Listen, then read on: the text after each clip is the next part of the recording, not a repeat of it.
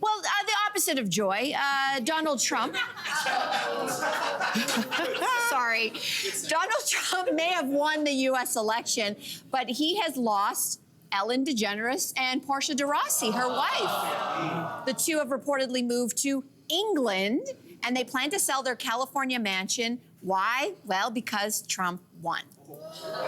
That's what the reports are saying. So does leaving a country actually have any impact on its political climate, Sasha? What do you think? I think yes and no. I mean, I think especially when we look at a country like America that has such a big population, I think we really have to see people leaving in droves to have that kind of an impact. However, it does mark the beginning of a kind of cultural brain drain, right? When the best and brightest of your population no longer feel like they want to stay here, they go elsewhere, then it starts to create kind of an inevitability that other people that are following behind, whether in this case it's celebrities and actors, but it also could be your brightest scientists, your brightest economic thinkers. And so I think it impacts the political climate in the way that it might hurt particular sectors as well. Yeah, interesting. I think also you have to add the other big part of it, which is you have two women who are part of the LGBTQ community. Yep. And I'd say with the campaigning and the rhetoric against women, against trans rights, I'm sure they're not feeling like home doesn't feel like home anymore. Yeah. And I think there are a lot of people who wish they had the financial means that Ellen and Portia have, because I think a lot of people would choose to do the same thing. And I know while all of these new policies that they're going to be implementing serves the evangelical, followers and the Trump supporters, but for a lot of people, this makes them feel like home doesn't feel like a safe place anymore.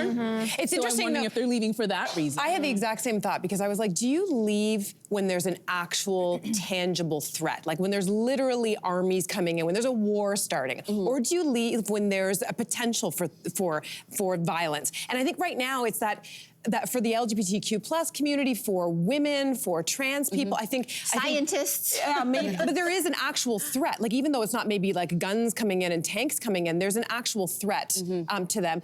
The irony, though, I think in this case is that the people who are the most vulnerable to that kind of violence are the ones who are least able to leave. Like you look at Ellen and Portia, like God love them, they have the money, as do all of the wealthy people in America. If they want to leave, they can leave. Yeah. But it's the vulnerable ones who can't. It's true, and my dad has a saying, because Frank has lots of great sayings, and he says, we live the way we can, not the way we want.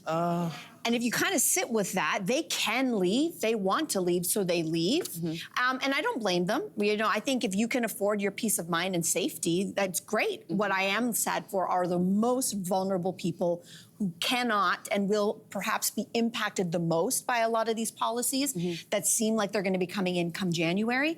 But I do put this kind of back on the voters, because we feel like there's been such a loss. There's a lot of people celebrating this new America.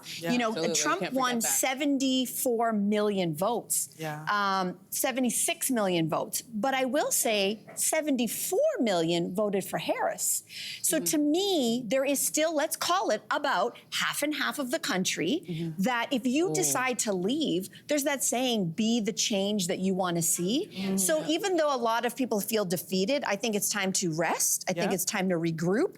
And then I think it's time to pick up and start fighting again. And I don't know when. Here's the deal. I love that you made that point, but I think there's a difference in this political climate where the people who are on the winning side, they're not just like, oh, we won. These people now feel emboldened to walk up to people and say stuff and get in their face and tell their children what they can and cannot do.